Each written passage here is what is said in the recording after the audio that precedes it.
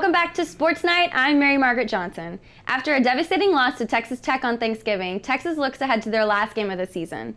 On Saturday, the 4-7 Horns will take on 9-2 Baylor. An eighth loss this season would give Texas its worst record since 1956, but it was really the seventh loss to the Red Raiders that hit the hardest. Tech's up-tempo offense and excessive scoring kept the Longhorns on their feet. The Horns had 467 total yards, which is the second highest this season, but it just wasn't enough to stop a tricky Tech team. With 2.5 minutes left in the game, a fake kneel by Tech ended in a 40-yard touchdown run by Jakeem Grant. Cliff Kingsbury's trick plays got the best of the Longhorn defense all night, and this one late in the fourth brought Tech up 48-38. Texas would score again, but there just wasn't enough time left on the clock. The loss to the Red Raiders secured back-to-back losing seasons for the first time since 1988 and 89. And now the Horns look for their first win in almost a month as they play Baylor in Waco on Saturday.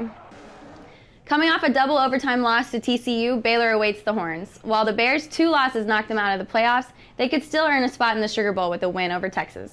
I'd be running as fast as I could to get it, and I'm not saying that, how fast that's going to be, but I mean, it's worth chasing.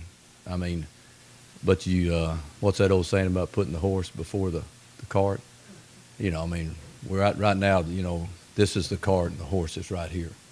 We got a job to do Saturday, and then that could be a great accomplishment for our football team.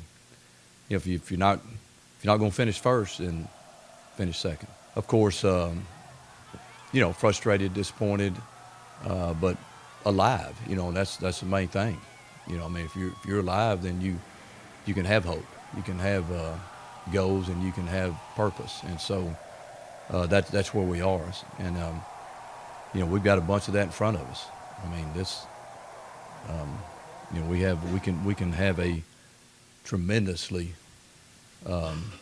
fulfilling season, taking care of business at hand, and that's the main thing we talked about, Cedric. Is just, let's handle what we can handle, what's in front of us. We can't change what's behind us. Baylor's looking to beat the Horns 3 years in a row for the first time ever. Early morning kickoff at 11 a.m. on Saturday from McLean Stadium in Waco. OU's loss to Texas is one of the strangest things we've seen this year, and maybe that loss gave OU quarterback Baker Mayfield the push he needed to turn the season around.